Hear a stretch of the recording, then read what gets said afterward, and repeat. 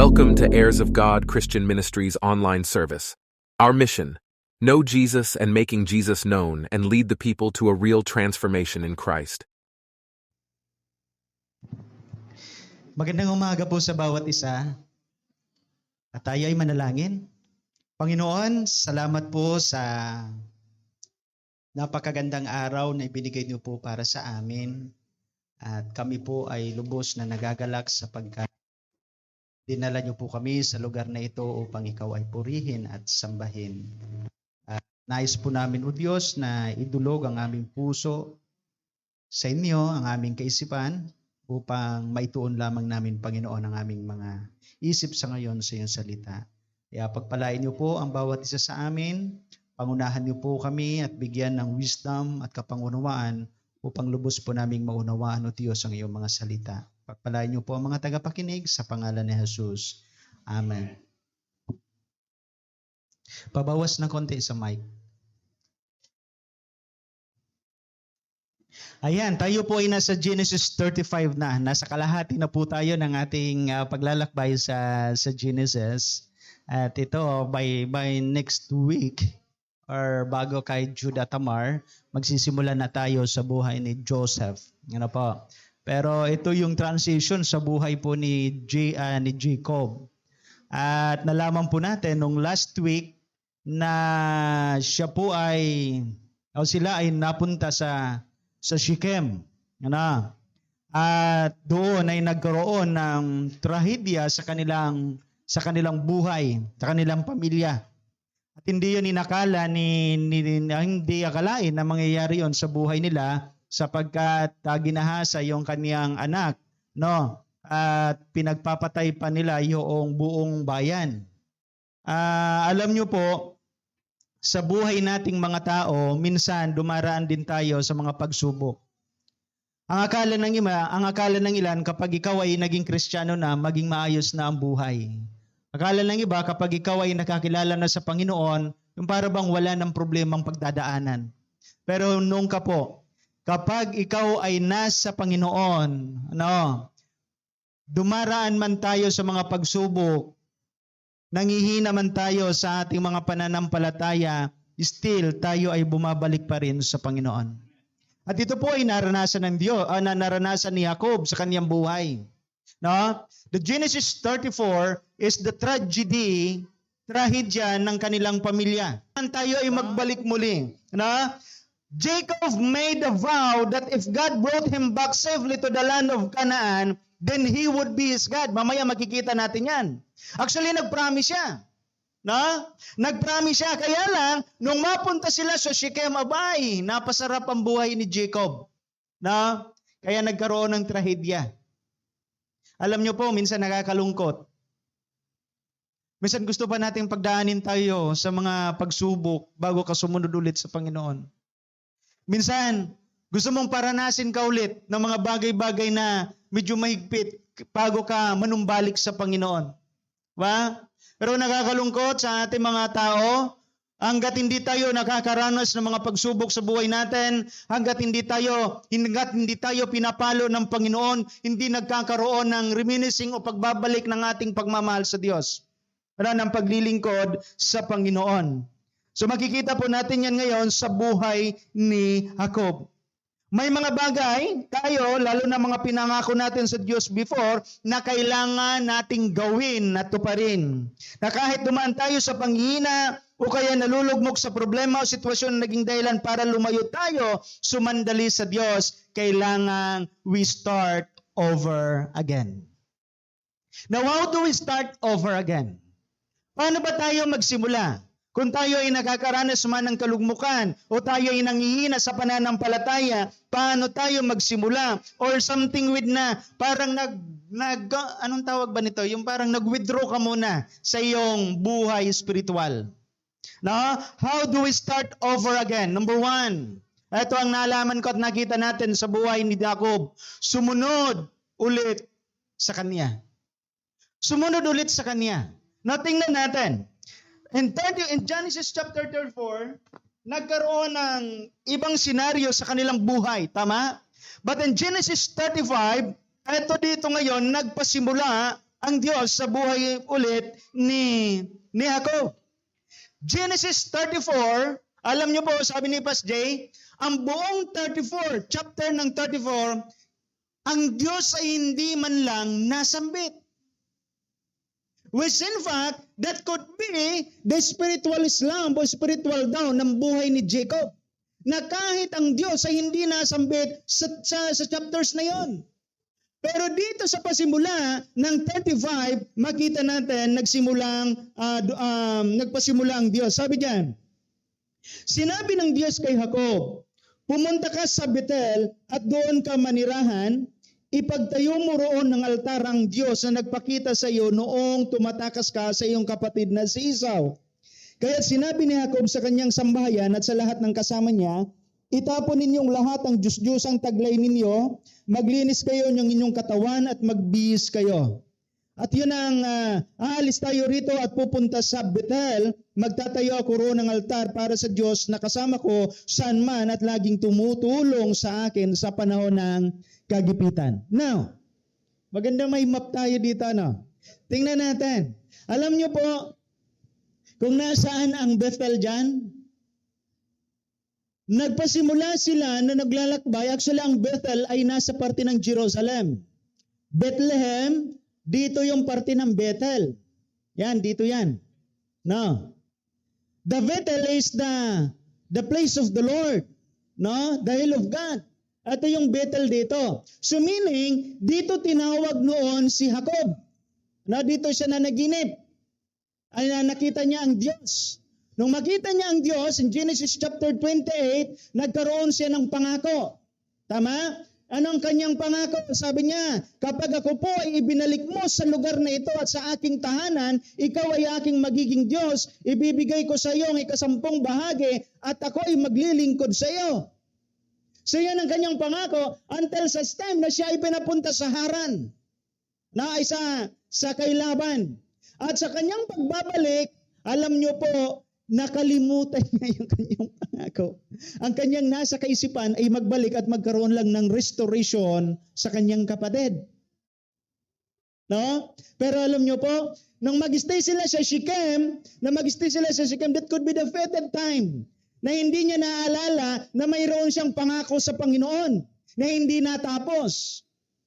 At ang Diyos ang nagpasimulang magpaalala sa kanya. Na sabi niya, bumalik ka sa Bethel. Pumunta ka sa Bethel. Now, ano ibig sabihin dito? As we starting na tayo ay nagpasimulang, o sabihin natin sa buhay natin, tayo ay nanghihina, ang pinakaunang dapat nating gawin, sumunod ulit sa Diyos. Wala namang imposible ang pagbabalik sa Panginoon, tama? Remember, si Peter, nung siya po ay nagkaroon din ng spiritual down sa kanyang buhay, nagkaroon siya ng panghihina. Nagkaroon siya ng kahihiyan sa kanyang buhay. Nung kanyang dininay ang Diyos ng ikatlong beses. Pero alam niyo po, ang Diyos pa rin ang gumawa ng kaparaanan para siya ibalik. Tama? Saan siya tinawag? Actually, bumalik siya sa kanyang dating pamumuhay. Ano yung kanyang dating pamumuhay? Yung kanyang dating pamumuhay, siya ay mangingisda. Nung dininay niya ang Panginoon, bumalik po siya sa kanyang buhay. And sometimes, kung ilalagay natin sa buhay natin, may mga Kristiyano na naghina sa pananampalataya at bumalik sa kanilang dating pamumuhay. Ando na yung pag-iinom, ando na yung wala na sa kanyang puso ang pagsasamba, wala na sa kanyang puso ang pananalangin, wala na sa kanyang kaisipang magbasa ng Biblia, as in totally parang iniwan o naglumayo sa Diyos. Pero alam niyo po, ang Diyos pa rin ang gumawa ng kaparaanan na ibalik si Pedro. Kinuha siya doon pa rin sa dati niyang pinagkunan sa kanya ng Diyos. At nireiterate yun ng Diyos sa kanya. Sabi niya, Peter, do you love me? Mahal mo ba talaga ako? Do you agape me? At 3 makaulit na sinabi yon. At nirestore siya doon. Nung ma-restore si Peter, alam niyo po, he was boldly enough. Talagang ginamit niya ang kanyang buhay para sa Panginoon. Alam niyo po, yung second chance is sweeter than before. Yung pangalawang pagbabalik natin sa Panginoon ay napakagandang lalo na mas lalong ma-ignite yung ating pananampalataya. Mas masarap bigyan ka kapag ikaw ibinigyan ng Diyos ng pagkakataon na ibalik yung iyong init sa pananampalataya sa pangalawang beses, sa pangalawang ulit. No? Love is sweeter than the second time around. Wow. Tama ba yun? Love is sweeter for the second time around. Sumunod sa Kanya. That could be an encouraging. God wants us to come back to Him and grow. Ano? Maaaring makikita nyo, akala nyo, minsan sa sarili natin, minsan nag-a-attend ka ng gawain, nag-a-attend ka ng mga ng worship, pero ang totoo, parang wala na doon yung desire. Para bang aspart lang na makita ako ni pastor, aspart lang na para bang makapag-attend lang ako, pero sa loob-loob ng ating sarili, hindi natin nararamdaman yung presensya at yung init sa Panginoon. Tama mo ba? That could be the encouraging. Ano sabi diyan? Sinabi ng Diyos kay Jacob, pumunta ka sa Bethel at doon ka manirahan. Ipagtayo mo roon ang altar ng Diyos na nagpakita sa iyo nung unang tumakas ka sa iyong kapatid na si Esau. Pinabalik siya doon sa kanyang promise. Pinabalik siya. Like the father in the parable of the prodigal son, the Lord is looking for his straying children to return to Him. Alam niyo yung parable of the lost son? No? Yung tatay nag-aantay doon sa kanyang anak, sa kanyang bunsong anak na magbalik loob sa kanya. Ganon din po sa atin. Actually, ang mga anak ng Diyos, na kapag talaga ikaw ay anak ng Diyos, kahit ikaw ay lumayo sa Kanya, babalik at babalik ka sa Kanya. Hindi ka hahayaan ng Panginoon na manatiling malayo sa Kanyang presensya. Pero kapag tayo ay malayo sa Kanyang presensya, mararanasan po natin yung para bang napaka miserabling buhay. Yung para bang walang kapayapaan. Yung para bang nag-i-stay ka lang sa walang kawalan, walang kakuntintuhan, walang kapayapaan. Hindi yung para bang kulang na kulang yung ating buhay. Pero kapag nasa Panginoon tayo at kapag ikaw ay sumunod and you start over again to follow God, mararanasan muli natin yung pag-ibig na yan. No? His grace motivate us to respond Him obediently. No? Perhaps sabihin mo, marahil si Jacob yon. Hindi naman ako si Jacob. Diba? Lahat tayo tinatawag ng Panginoon. Maaaring sila lang ang naitala sa Biblia. Pero pari-parehas lang naman tayo, anak ng Diyos. Tama mo ba? And who Jacob was? And who Peter was? At sino din tayo? Actually, we are the new generation's Peter. Tama? Sa madaling sabi, lahat tayo ay binibigyan ng Diyos ng pagkakataon na magbalik sa Kanya. Ang unang dapat gawin natin, sumunod sa Diyos. Sumunod sa Diyos. Pero sa pagsunod natin sa Diyos, mayroon tayong dapat gawin. O sa pagbabalik ng ating buhay sa Diyos, o pagre-reiterate ng ating commitment sa Panginoon, mayroon tayong dapat gawin. Mayroong ginawa sina Jacob. Verse 2. Kaya't sinabi ni Jacob sa kanyang sambahayan at sa lahat ng kasama niya, itapon ninyong lahat ang Diyos-Diyosang taglay ninyo, maglinis kayo ng inyong katawan at magbihis kayo. Saan galing yung Diyos-Diyosan na yon? Sa tingin nyo, saan galing ang Diyos-Diyosan yon?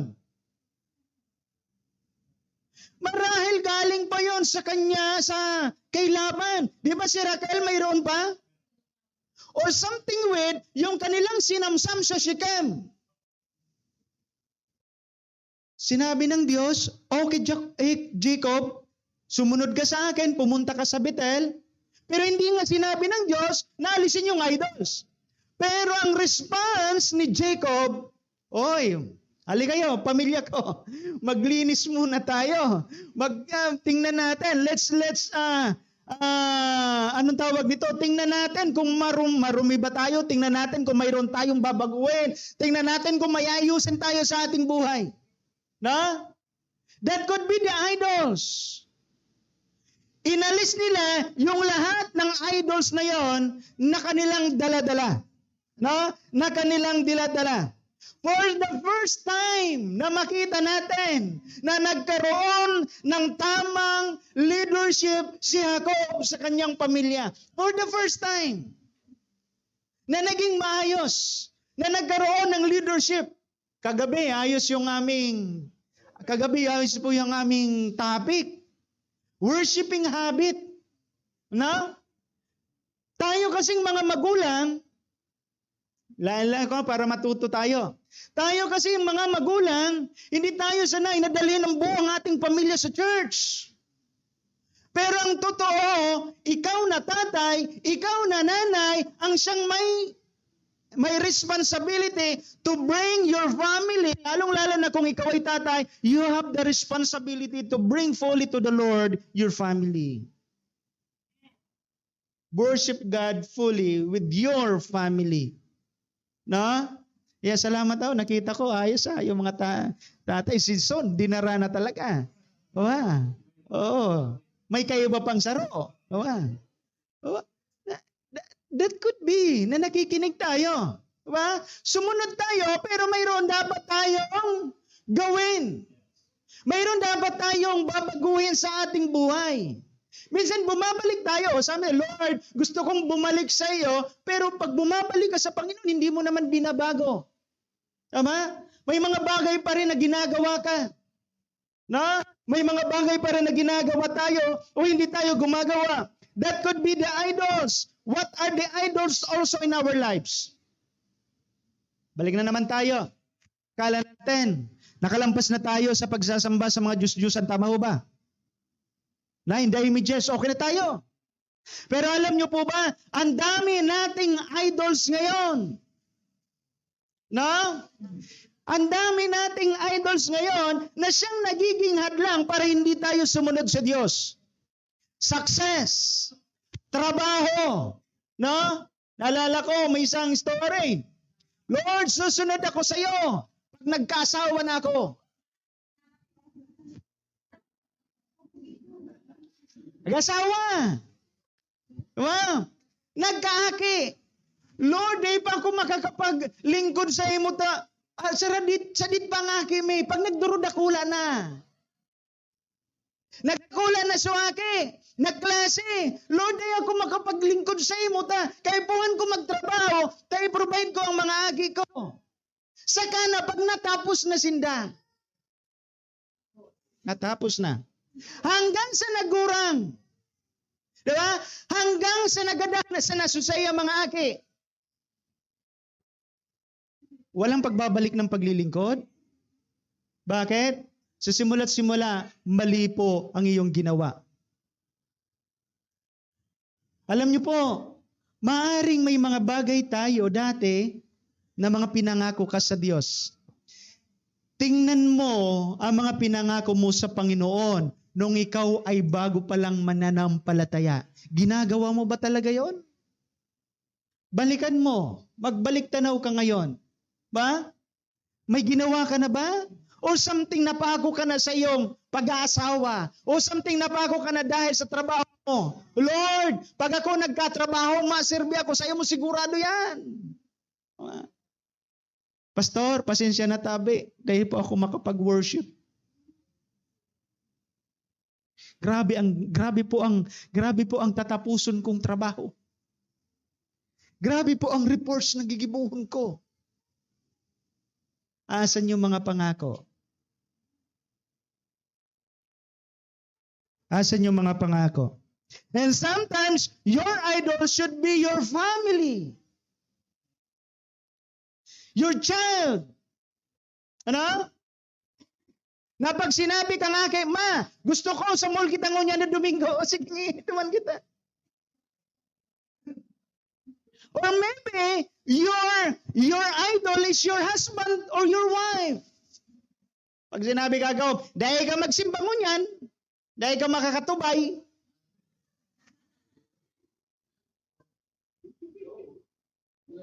ang daming idols natin. Ang daming idols natin. No? Some worship or some idolize their fulfillment.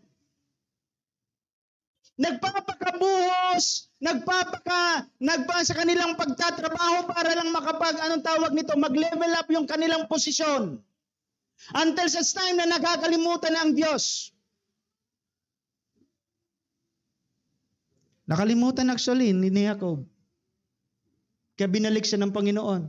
Hoy Jacob, pumunta ka sa Bethel. Naalala mo na may pinangako ka doon? Or something with pwedeng sinasabi sa atin, Hoy Melvin, may nararamdaman ka gayon. Baka di mo nararamdaman. Diba? Na may pinangako ka. Hoy Archer, may pinangako ka. Baka di mo pigigibo. Hoy Eden, baka may pangako ka dati. That could be personal. That could be a personal word for you. Tama mo ba ako? That could be a personal word for us. No? There are three things in the process rooting our idols. Tingnan nyo sa verse 2. Ang una sabi diyan, kaya sinabi ni Jacob sa kanyang sambahayan at sa lahat ng kasama niya, itapon ninyo ang lahat ng inyong Diyos-Diyusan. Identify, put away anything that hinders our drawing near to the Lord. Kung yan ay makakasira at yan ay makahahadlang sa'yo, alis yan sa buhay mo. Oo. Paano pastor kung subata ko ang hadlang? Habang di pa ka mo kasal, palitan mo na. Oo. Paano pastor kung mahal na mahal mo siya, hindi yun pagmamahal. Dahil ang totoong mahal, ikaw ay dinadala para sa Panginoon. Paano pastor kung sagom ko na? Bayan?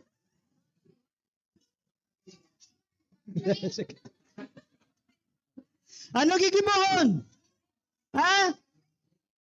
Actually, bilang mag-asawa, kayo ay dapat na iisa. Iisang layunin, iisang kaisipan. Tama? Iisang puso, iisang Panginoon. Kaya mag-isip-isip ka mo, lalo na mga kabataan sa sindong pag-agom. Ha? Identify and put away your foreign gods. Alisin natin. No, sabi ng Diyos, kung mas mahal mo ang iyong anak, kung mas mahal mo ang iyong pamilya, you are not worthy for me. Hindi ka karapat-dapat sa akin, sabi ng Panginoon. Ba? God is our top priority. God is our top priority. Second, we must cleanse ourselves by confessing our sins and appropriating God's forgiveness. Sabi diyan, purify yourselves. Linisin ninyo ang inyong mga sarili. Diba? Tatapon, alisin yung mga nakakahadlang, and then purify yourselves. Ask forgiveness to the Lord. And the third one, sabi diyan, we must change our outward behavior. Sabi diyan, magbihis kayo. Ang ibig sabihin po na magbihis kayo, alisin ninyo yung dati yung ngayon, yung ikaw ay nalugmok sa kasalanan o ikaw ay nagkasala sa Panginoon at hindi ka bumalik ka ulit. Ibihis mo yung righteousness ulit ng Panginoon. There are three things. No? You must identify. Dapat ma-identify nyo ngayon kung ano yung mga bagay na yon na kailangang alisin at kung sino ang ibababa as top priority sapagkat ilalagay mo ang Panginoon sa bagay na yan. Maaring ikaw ay nagpangako, Lord, sigurado, hindi mapapantayan ng aking trabaho ang aking pagsaserve sa inyo. Kung papipiliin ako trabaho at ministry, uunahin ko ang ministry. Asan yung pangakong yon? Nakakalimutan natin na mayroon tayong pangako, pero sabi ng Diyos, sumunod ka ulit sa Kanya. Na? Sapagkat sa pangalawa, ang nais ng Diyos ay balikan mo at gawin ng pinangako mo sa Diyos. Balikan mo at gawin mo ang pinangako mo sa Diyos. Verse 5. Ang mga tao sa mga karatig bayan ay natakot kay Jacob at sa kanyang mga anak na lalaki kaya't walang nang sumabol sa kanila nang sila umalis. Nang dumating sila sa lupay ng Kanaan, gumawa siya ng altar at tinawag niyang El Bethel, ang lugar na iyon, sapagkat doon nagpakita sa kanya ang Diyos nang siya'y tumakas sa kanyang kapatid. Ibig sabihin, tinawag niyang El Bethel. Ano? Tahanan ng Diyos o lugar ng Diyos, sapagkat doon siya nagpangako. Ginawa niya ulit yung kanyang pangako. Balikan mo at gawin ang mga pinangako mo sa Diyos. No? God had begun with Jacob 30 years before to Bethel. Alam niyo po sa Genesis chapter 20, kung babasahin niyo, yun yung kanyang pangako. Tatlo yun. No? Tatlo yun. Magiging Diyos na susunod at ibibigay ang kanyang ikasampung bahagi. Na ibibigay ang ikasampung bahagi. God commands Jacob to return to Bethel and fulfill his commitment to worship, and Jacob had returned to his original commitment to the Lord. Ilagay nga natin ang ating mga sarili. Tingnan mo nung ikaw ay unang mga taon, mga unang taon ng iyong buhay Kristiyano sa buhay mo ngayon. Gaano ba kataas ang level ng iyong pagpupuri sa Panginoon? Naalala ko noon, mga first timers, mga first time. Wow, grabe ka dedicated mag-share ng gospel. Grabe mag-invite ng mga barkada. Ang halos malaog sa arong pigsisharean. Ngunya, nahain na. Na halos grabe ang dedication sa worship. Na grabe ang dedication sa prayer meeting. No, yayaon sa puso. Ngunya, nahain na. Na dati alas 8:30 minadigdi sa worship, ngunyan alas 9:30. Hay na ito mga yung sarap na magpuri sa Panginoon, yung pangako na ginagawa natin. Asa na 'yon? Balikan nyo at gawin nyo ang ipinangako nyo sa Diyos. Ang sarap kaya na kapag nabalikan yung pangako. Diba? Kasi nga pag nagpangako sa agom, pigulit-ulit kang agom, bako may pangako ka sa kuya? Sabi mo, masini kita, tapos dayaman ngaya. Diba? Pigulit-ulit, adi. Pero minsan piglilingawan ta si Lord, tama? Na may mga pangako kita. No? God has way of bringing us back to commitments we made Him years before. Most of us, we made a commitment to the Lord. Amen po ba? Lord, pag nasimbag ang prayer ko, mapagamit ako sa imo.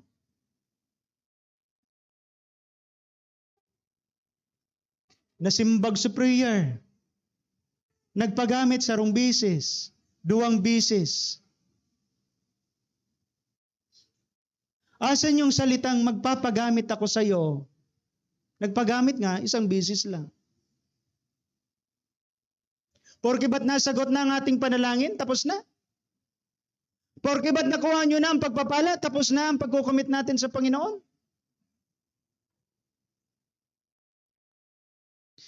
God wants you to come back to your commitments. Don't let your success, don't let your work, don't let your career mapalitan ang desire natin na sumunod at gumawa para sa Panginoon. That everything, yung mga bagay na yan, kayang ibigay sa atin ng Diyos ng doble. Balikan mo lang ang mga bagay na ikinomit mo sa Diyos. You've got to rekindle the romance you used to have with God. Yung sarap na kapag ikaw ay nagpupuri sa Panginoon, grabe yung iyak mo. Ngayon, hindi ka na yung parabang matigas na yung puso mo. Yung parabang dati, gustong-gusto mo mag-attend ng worship, bis na bis ka pa. Diba? Nakaplansado pa yan. Prepared na prepared ka pag Saturday. Ngayon, hindi ka na prepared. Asa na yon? Pangatlo, kailangan mong maintindihan when coming back to the Lord, start over again. Balikan nyo o alalahanin nyo ang kabutihan ng Diyos sa buhay mo. Alalahanin mo ang kabutihan ng Diyos sa buhay natin. Tingnan natin kung anong ginawa dyan at pinaalala ng Diyos kay Jacob. Verse 1. Tingnan natin. Sabi dyan, ipagtayo mo roon ang altar ang Diyos na nagpakita sa iyo nung tumatakas ka sa iyong kapatid na si Esau. Tama? Pinaalala sa kanya. Verse 3. Sa verse 3 sabi niya, aalis tayo rito at pupunta sa Bethel, magtatayo ako roon ng altar para sa Diyos na kasama ko saan man at laging tumutulong sa akin sa panahon ng kagipitan. Verse 5. Ang mga tao sa mga karatig bayan ay natakot kay Jacob sa kanyang mga anak na lalaki at walang nanga sumabol sa kanya nang sila ilumihis. Nagkaroon ng takot ang mga tao dahil sa Diyos. Nagkaroon ng takot sa kanila. Ibig sabihin, the protections of the Lord is still there. Tama? Sa verse 7, tingnan natin, gumawa siya ng altar at tinawag niyang El Bethel, ang lugar na iyon, sapagkat doon nagpakita sa kanyang Diyos nang siya'y tumakas mula sa kanyang kapatid. Verse 10, sabi niya sa verse 10, Jacob ang pangalan mo, ngunit mula ngayon Israel nang itatawag ko. Dati Jacob ang kanyang pangalan, ang pangit ng pangalan mo Jacob, pero binago kita at bilang Israel. Yun yung kabutihan ng Diyos. Verse 11, sabi diyan sa verse 11, sinabi pa sa kanya, ako ang makapangyarihang Diyos, magkakaroon ka ng maraming anak, darami ang iyong mga lahi at sa kanila may magiging hari, magmumula sa lahi mo ang maraming bansa. Ni-reiterate ulit ng Diyos ang kanyang pangako kay Jacob. Alalahanin ninyo ang kabutihan ng Diyos sa buhay niyo. Tanong, wala bang ginawa ang Diyos sa buhay niyo? He is worthy na talikuran natin siya ngayon? Worthy ba siya na? Worthy ba siya na? After na ginawa niya, na ayusin yung buhay mo, tatalikuran mo lang yung pinapagawa sa iyo ng Panginoon? Parang hindi naman worth yun sa Panginoon, tama? But sometimes, even our times, minsan ang ating oras, minsan ang ating mga pinangako, hindi na natin nagagawa. Alalahanin niyo ang kabutihan ng Diyos. The goodness of God in your lives. No? God is looking someone who will return to Him. Pinapaalala sa atin ng Panginoon that we need to remember God's goodness in our lives. Pangapat, na dapat natin gawin as we start over again to the Lord, itiwala mo sa Diyos ang lahat ng nangyayari sa iyo ngayon. May mga bagay, minsan siguro mag-iisip ka, Lord, bakit dumaraan ako sa pagsubok? Ito mga pagsubok nito, ito mga problemang ito ang siyang nagpapababa sa akin, ito ang nagpapahirap sa akin. Ito ang maaaring nagiging rason kung bakit ako lumalayo sa inyo, Panginoon. Pero tingnan nyo ang pangyayari sa buhay ni Jacob. Kahit siya ay pinasimulang magpasimula, ibig sabihin pinasimulan siyang sumunod sa Diyos. Alam niyo ba na mayroong mga nangyari sa buhay niya ngayon? Tingnan natin kung ano ang mga nangyari na yon sa buhay niya. Ano? Now let's take a look. Sa verse 8, namatay yung kanyang tagapag-alaga. Di ba? The death of Deborah. Sa verse 8 yan. That is the first sorrow of Jacob. The second sorrow na nag-hit kay Jacob, yung kanyang asawang si Raquel ay namatay sa panganganak. Pero tandaan mo pinapasunod na siya dyan ng Panginoon at nireiterate yung pagpapala, subalit ang daming nangyayari sa buhay niya. Namamatay yung kanyang mga mahal sa buhay. Ang pangatlo, the Jacob's third sorrow is mentioned, yung pagkamatay ni Raquel, and yung kanyang anak na si Reuben, kinuha yung kanyang asawa.